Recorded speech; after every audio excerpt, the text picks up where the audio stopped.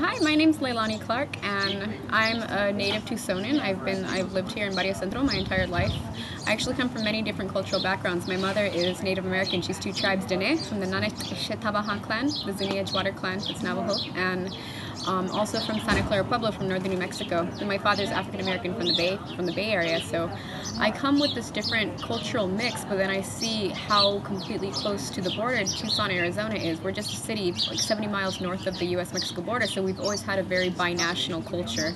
So people would come here and they don't understand the regional history, the cultural history, and that's created a very big clash. Ever since 2006, that's where I received my start into politics with the student walkouts that happened. A bill came out called the Sensenbrenner Bill. It was HR 4437, and from there, massive walkouts were happening all throughout the nation. And I contextualized it to the high school students that HR 4437 was basically like a nationwide version of Senate Bill 1070, but only more extreme as well. Teachers were going to have to screen through each of their students if they were here documented or undocumented. Doctors, in order to treat patients, they were going to have to screen through all of their patients' documents. Business owners, if you were going to be renting an apartment or selling a car, you had to screen through people's documents. So our communities obviously just went through an outrage because the communities here, like it's just state of facts. Like there's a lot of mixed status families here. I have so many friends who you stand up when you ask, is there any fear that people of your families or people that you know, they can be deported, and that's just the way that it is down here. It's just really sad that this piece of paper is determining if they're here or not. And families that have been here for 25 plus years, we're not really taking into account just how long the processing goes for people to become legal status here. So in the springtime, last spring, April 2010, you had this bill that passed the Senate Appropriations Committee called Senate Bill 1070, and that was, again, it was going to be the same measures, but they were bringing in this whole context called where the police had the authority now to question people who were deemed reasonably suspicious. So with that, again, the community just went through an outcry, and actually the day that this bill, Senate Bill 1070, passed both the House and the Senate, on April 15th, a massive statewide raid happened in the state of Arizona. 800 ICE agents were sent to our state, and so raids happened in the city of Phoenix, in the city of Tucson, in Nogales, and that was just kind of the preview of what was going to be coming here to the state of Arizona, because you had a lot of arrests that happened that day, 63 arrests in total throughout the state of Arizona, and out of those arrests, 17 of them were administrative arrests. That means they were here legally, they were U.S. citizens, but at the wrong place at the wrong time without proper identification with brown skin.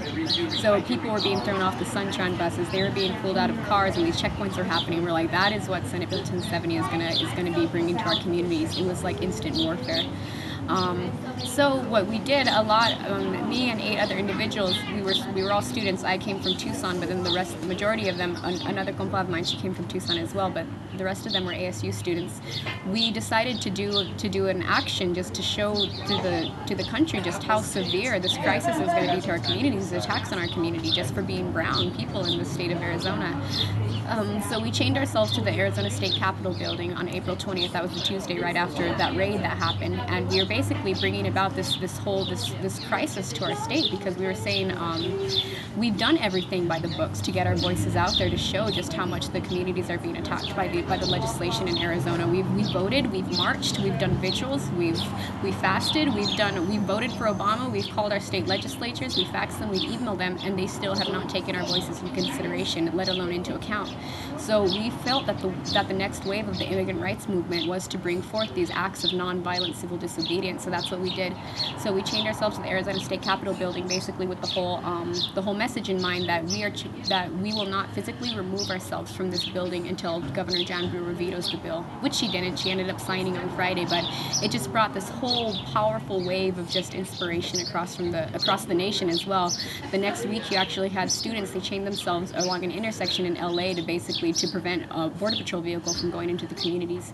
You had many students as well protest at a jail station in Texas, basically saying, you know what, we don't have papers, so arrest us. Everybody was just really standing in solidarity with Arizona at the time, and it kind of brought this intense wave of what's the next steps are going to be to fight for our social justice down here. We have the issues of Senate Bill 1070, and again, like even with the injunction, our communities are still feeling them. And again, even with that being said, 1070 just didn't fall from the sky overnight. We've always felt Senate Bill 1070. We just saw when the this bill came out, it was just the state of Arizona saying not only continue on with business, but now it's going to be enforced, with the migra acting like the cops and the cops acting like the migra. That's just always been down here ever since the increased militarization of the border happened after 1994. We've seen this intense wave of just the militarization entering into our communities as well. Then we have the whole banning of ethnic studies as well. Arizona, like, it's safe to say that right after you have this bill that's basically attacking basically people of color for their outside appearance, a few weeks later you have the passing of HB 2281, which said that we can't practice our cultural heritage and we can't learn them in the classrooms. So what were people of color like supposed to think when the state of Arizona had all these attacks on us? So that's kind of just where we stand right now, and the students, they're really in actions right now to be defending these classes that have a 97.5 graduation rate.